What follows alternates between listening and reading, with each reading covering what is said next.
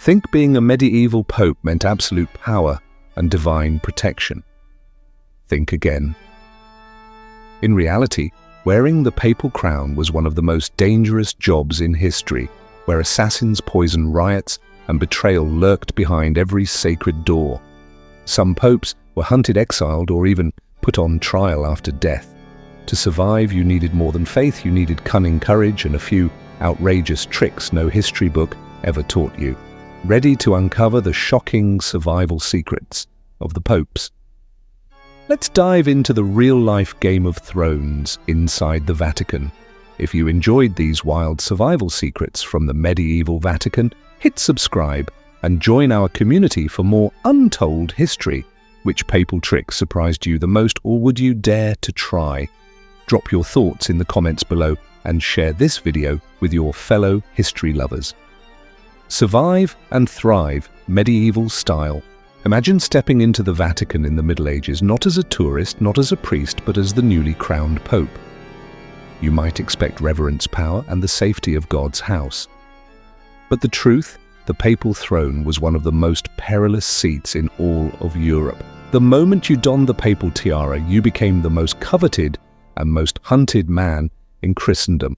Let's set the scene. Rome, 10th to 15th century.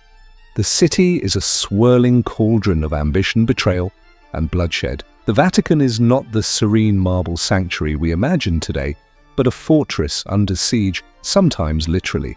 Rival families, ambitious cardinals, foreign kings, and even the Roman mob all have their eyes on the papacy. For every pope who dreamed of spiritual renewal, there were a dozen more who simply wanted to survive the next week. The danger was real and ever-present. Assassination was not just a threat, it was a recurring reality. Poison was the weapon of choice, and the papal kitchens were as much a battlefield as any crusade. Some popes, like John VIII, were murdered by their own entourage, poisoned, and then bludgeoned to death when the poison worked too slowly. Others, like Pope Stephen VI, met their end at the hands of angry mobs or political rivals. The infamous Borgia family, who produced Pope Alexander VI, turned the Vatican into a den of intrigue and murder. Rumors swirled of secret passages, hidden vials, and midnight deaths. The papal apartments were not just places of prayer, but also of paranoia. Food tasters became as essential as confessors. Every meal, every sip of wine could be your last. So how did the popes survive first? By turning the Vatican into a fortress. The Castel Sant'Angelo, originally built as Emperor Hadrian's mausoleum, became the Pope's ultimate stronghold.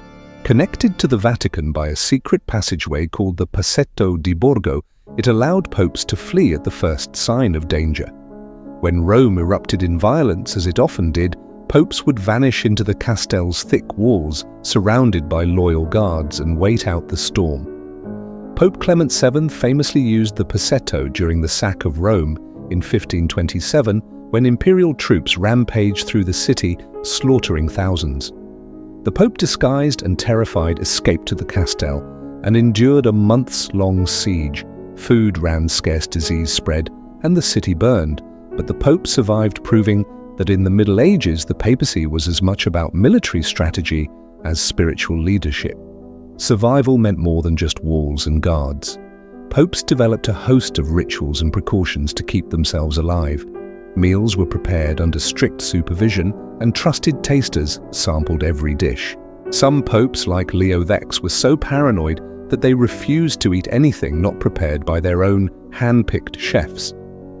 Even then, accidents or assassinations still happened. The papal bedroom was a fortress within a fortress. Doors were barred, windows shuttered, and guards posted day and night.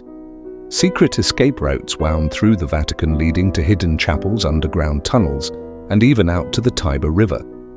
Some popes slept in different rooms each night, never revealing their true location to anyone but their most trusted confidants. But the greatest threats didn't always come from outside the College of Cardinals. The very men who elected the Pope were often his fiercest rivals. Factions formed around powerful families, the Orsini, the Colonna, the Medici, each vying for influence.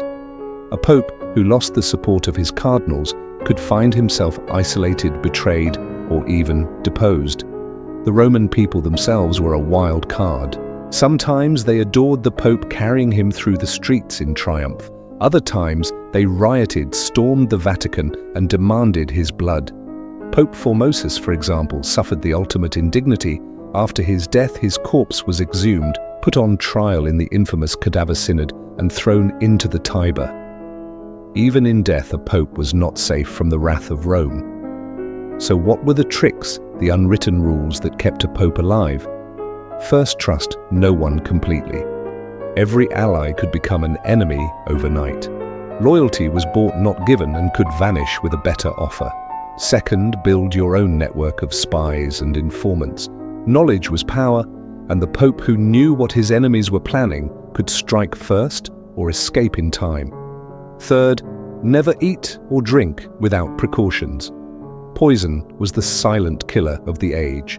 Some popes even blessed their food, hoping divine intervention would reveal any treachery. Fourth, keep a bolt hole ready, whether it was a secret passage, a fortified tower, or a friendly monastery outside the city. Every pope needed a place to run when the city turned against him. Fifth use, spectacle and ritual to awe and distract. Grand processions, lavish ceremonies, and public blessings reminded the people and potential assassins that the Pope was not just a man, but God's chosen on earth. Sometimes fear and reverence were the best shields. Consider Pope Boniface VIII, who faced down kings and emperors, only to be captured and humiliated by his enemies. Or Pope Urban VI, whose paranoia led him to torture and execute cardinals he suspected of plotting against him. Or the legendary Borgia popes, whose cunning ruthlessness and willingness to do whatever it took kept them alive in a world where death was always one poisoned cup away. And yet for every pope who fell, another rose, sometimes from the very ranks of those who had plotted his demise. The cycle of intrigue, betrayal, and survival never ended.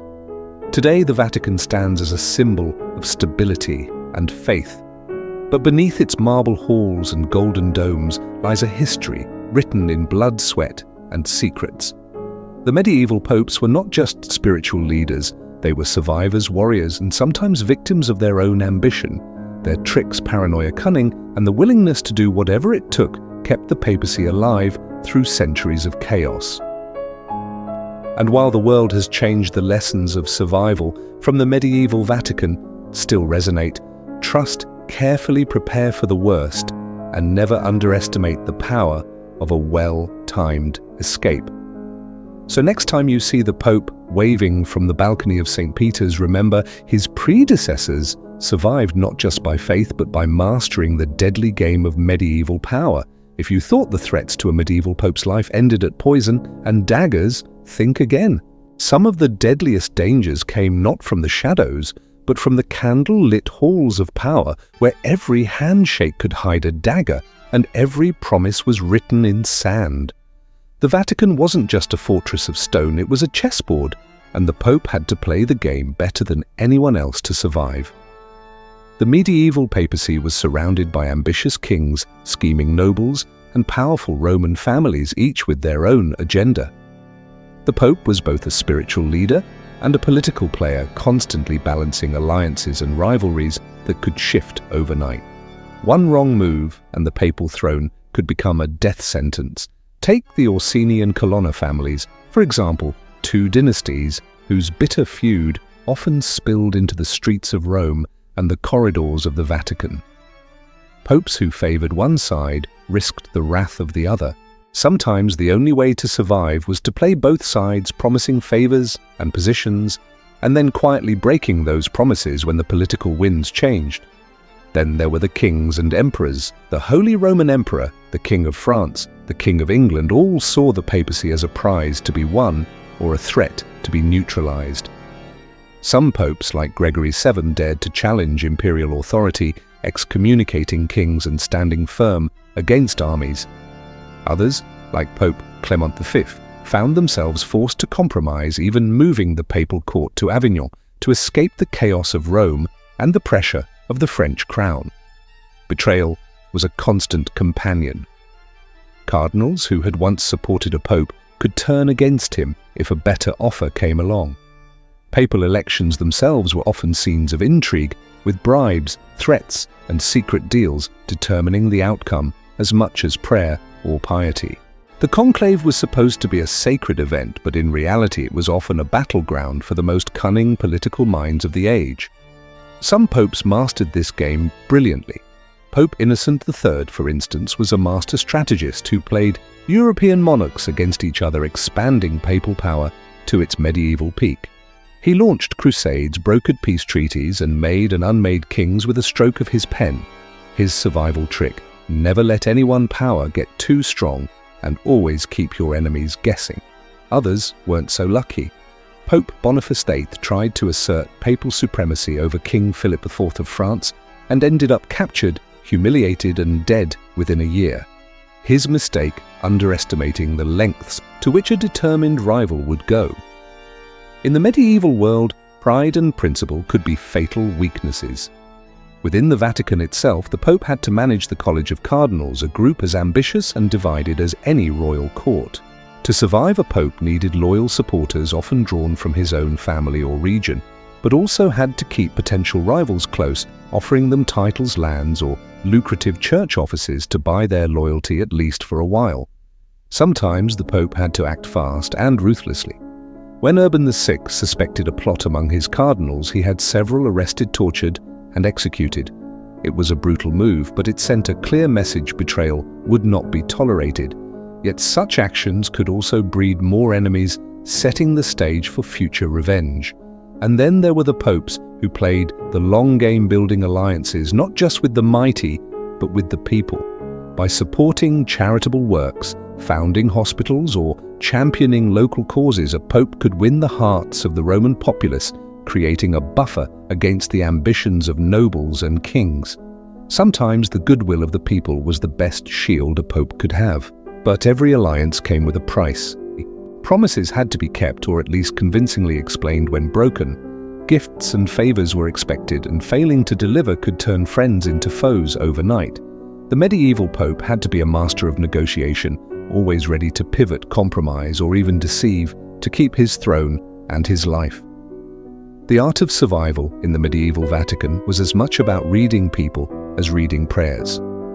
It was a world where trust was rare, loyalty was fleeting, and only the shrewdest could hope to endure. The popes who lasted were those who understood that every ally could become an enemy, and every enemy might one day be an ally. So the next time you imagine the Pope as a serene figure in white, remember in the Middle Ages he was also a grandmaster of political chess, moving pieces across a board where the stakes were life and death. And the game never truly ended. For every pope who survived by cunning, another fell to betrayal. In the medieval Vatican, survival meant never letting your guard down, not for a single moment.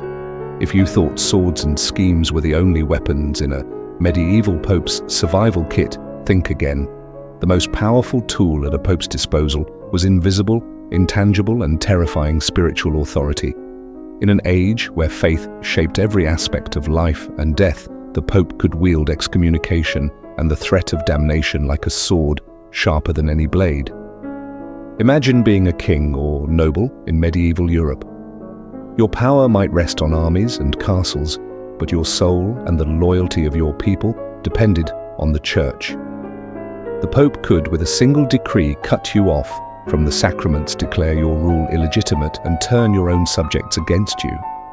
This was the nuclear option of the Middle Ages excommunication. Some popes used this weapon with breathtaking boldness. Take Pope Gregory VII, who excommunicated the Holy Roman Emperor Henry IV during the investiture controversy.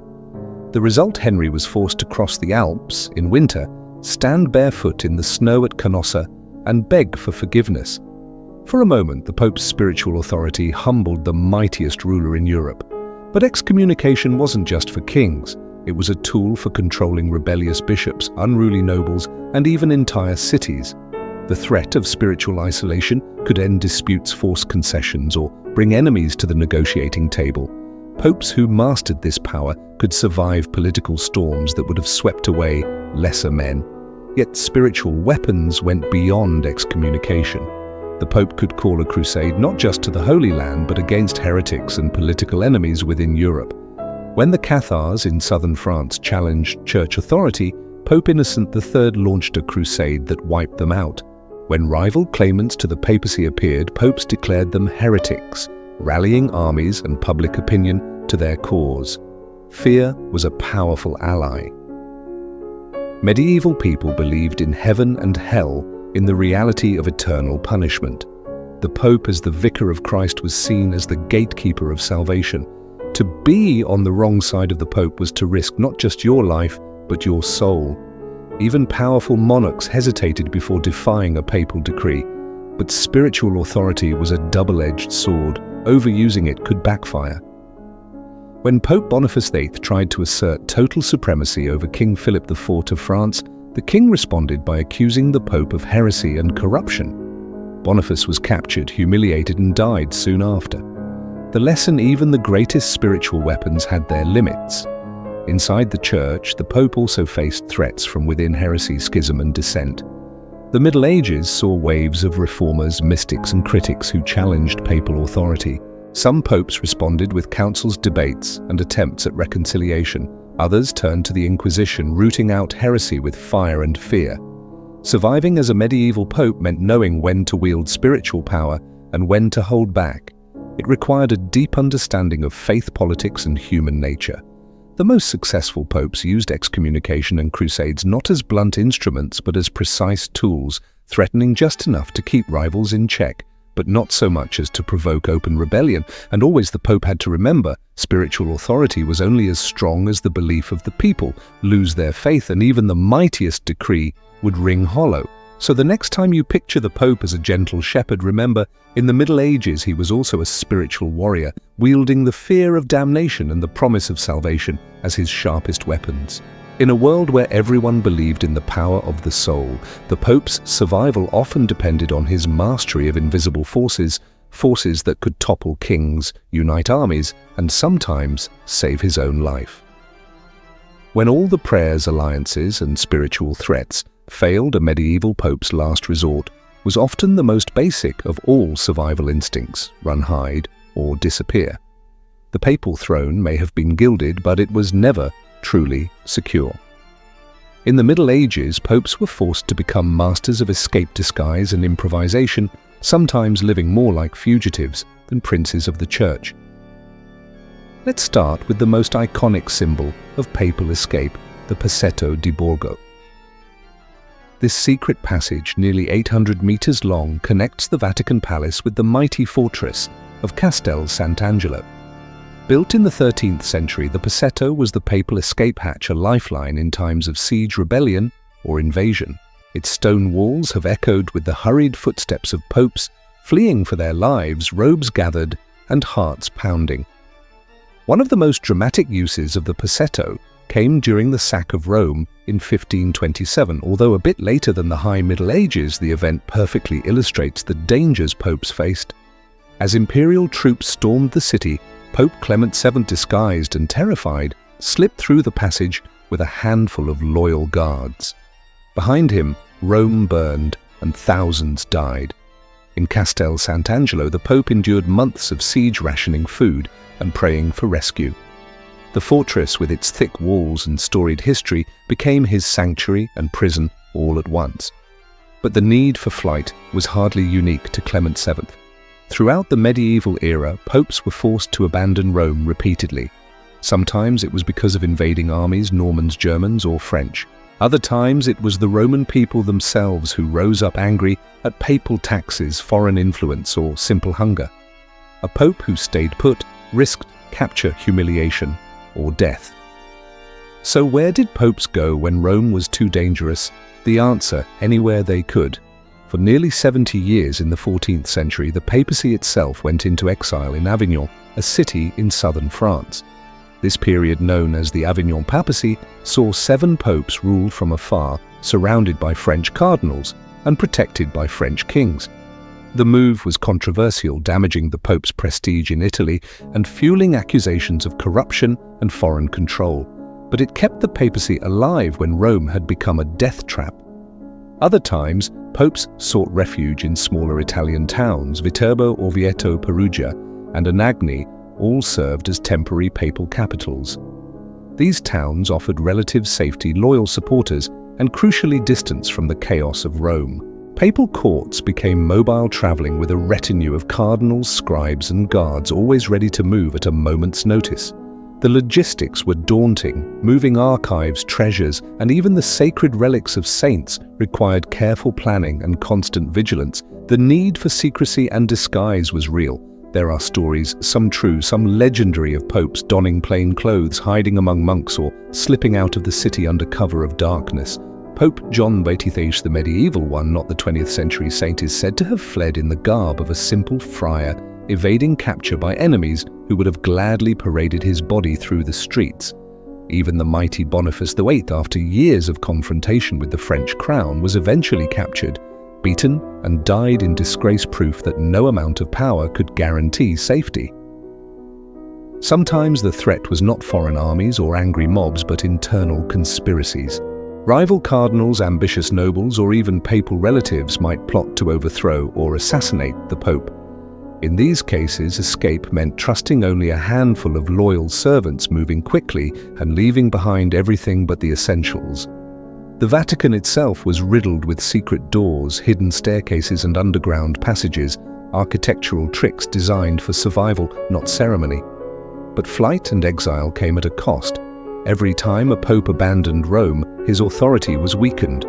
Rivals seized the opportunity to claim power, and the faithful began to question whether the pope was truly God's chosen if he could be driven from his own city. The Avignon papacy, for all its safety, led to the Great Western Schism, a period when multiple men claimed to be pope, dividing the church and plunging Christendom into confusion. The lesson was harsh. Running could save your life, but it could also threaten the very institution you were meant to protect. Yet sometimes, running was the only option. The alternative was capture, humiliation, or death. The memory of Pope Formosus, whose corpse was dug up, put on trial and thrown into the river, haunted every pope who faced the wrath of Rome. Better to live and fight another day than to become a cautionary tale. Physical survival also meant enduring the hardships of exile. Life outside Rome was often uncomfortable, dangerous, and uncertain. Popes had to rely on the hospitality of local rulers who might be allies one day and enemies the next. Supplies could run short, disease could spread, and morale could plummet. The Pope's retinue, cardinals, servants, guards, had to be kept together and loyal, a challenge when pay was uncertain and danger ever present. Despite these hardships, some popes thrived in exile. They used the time to reform the church, build alliances, or simply wait for the political winds to shift. Pope Gregory XI, the last Avignon pope, eventually returned to Rome, restoring the papacy's prestige and ending decades of division. His survival trick: patience, adaptability, and a willingness to move when necessary.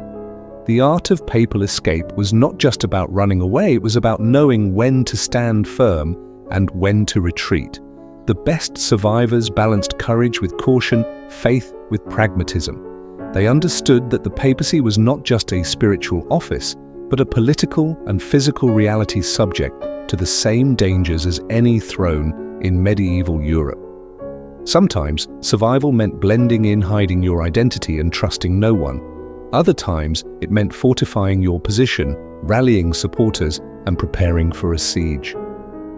Always it meant being ready to move quickly, quietly, and without regret. So the next time you walk through the Vatican's grand halls or gaze at the mighty walls of Castel Sant'Angelo, remember those stones were built not just for glory, but for survival. Beneath the golden marble lies a history of fear, flight, and cunning, a testament to the popes who, when all else failed, ran for their lives and lived to tell the tale.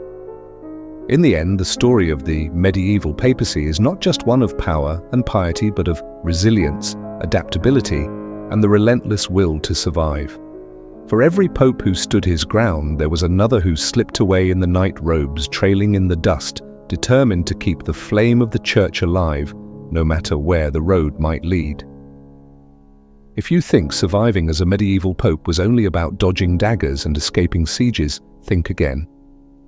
The real battle for survival often began after the threats to life and limb had passed.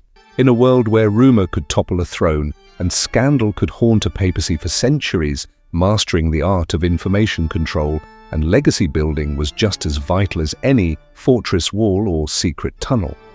The medieval Vatican was a place where stories mattered sometimes more than facts. Popes knew that their reputations, their authority, and even the future of the Church depended on how their actions were remembered, retold, and recorded. In a time before mass media information was power, and the Pope who could shape the narrative could survive not just in his own lifetime, but in the centuries to come, let's start with the chroniclers. Every pope, from the most pious to the most notorious, understood the importance of having loyal scribes and historians. These men weren't just record keepers, they were image makers. They wrote the official histories, selected which events to highlight, which miracles to promote, and which scandals to quietly omit or explain away. The best chroniclers could turn a papal blunder into a misunderstood act of genius, or at least a forgivable mistake. Take, for example, the case of Pope Urban VI. His reign was marked by paranoia and brutality. He even tortured and executed cardinals he suspected of plotting against him. Yet in some official accounts, Urban is portrayed as a strong reformer, a man forced to act harshly in the face of unprecedented treachery. The truth, somewhere in between. But the version that survived depended on who wrote it and who paid them. Popes also commissioned grand works of art, architecture, and literature to cement their legacy. Cathedrals, frescoes, illuminated manuscripts, these weren't just expressions of faith, but tools of propaganda. A pope who built a magnificent church or sponsored a famous artist could ensure that his name was associated with beauty, piety, and power, rather than with the messy realities of politics and violence. Consider Pope Sixtus IV, who commissioned the Sistine Chapel. The building itself became a symbol of papal authority and artistic achievement, overshadowing the darker aspects of his reign, which included nepotism and political intrigue. Or Pope Innocent III, whose sponsorship of crusades and church councils was immortalized in chronicles and artwork, shaping his image as a powerful and visionary leader, even as he navigated deadly political waters. But information control wasn't just about glorifying the Pope, it was also about managing scandal.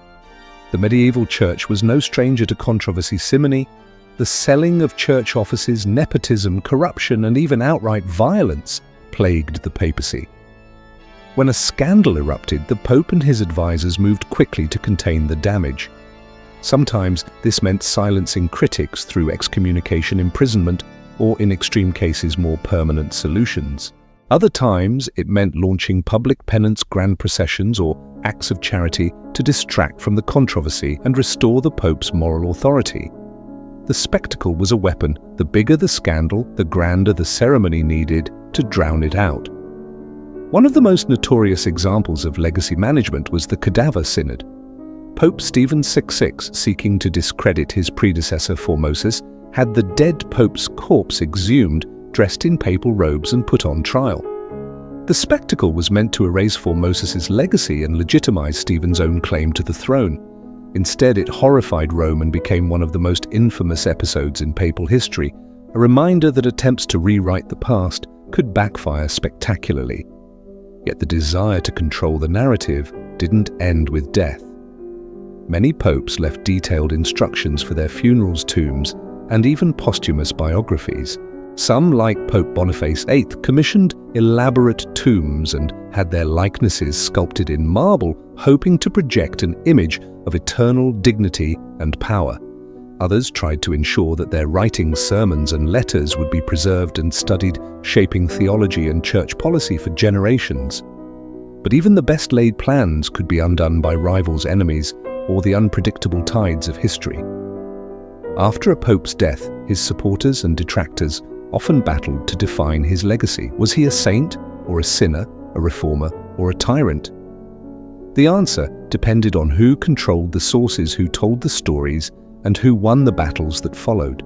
The struggle for legacy was not just about ego, It was about survival of ideas, of policies, of families, and of the very institution of the papacy. A pope whose memory was honored could inspire loyalty, discourage rebellion, and even influence future elections. One whose reputation was destroyed could see his reforms undone, his supporters persecuted, and his name dragged through the mud for centuries. This battle for memory played out in every corner of the medieval world. Chronicles were copied and recopied, each version subtly altered to suit the needs of the present. Statues were erected, then toppled. Tombs were honored, then desecrated. Even miracles could be manufactured, with stories of healings, visions, and divine interventions spreading from Rome to the farthest reaches of Christendom.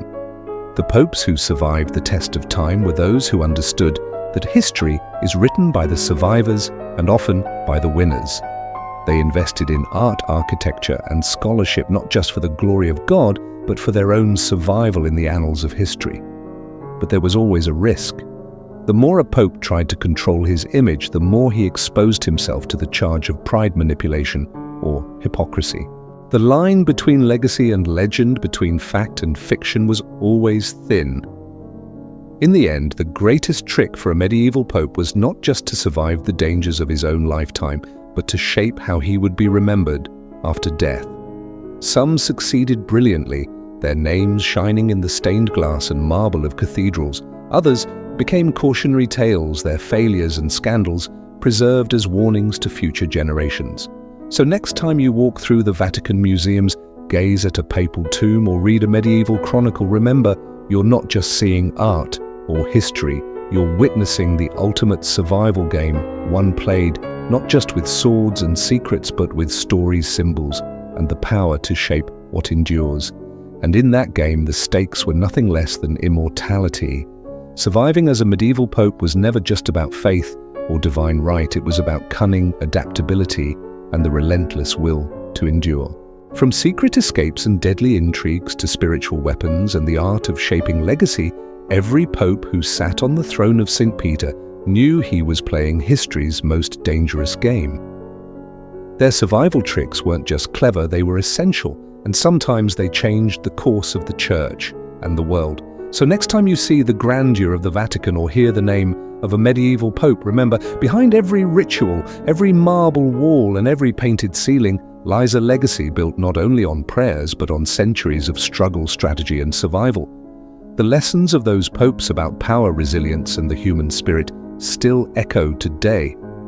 If you enjoyed this journey through the shadows and secrets of the medieval Vatican, don't forget to subscribe, share, and let us know which papal survival trick surprised you the most.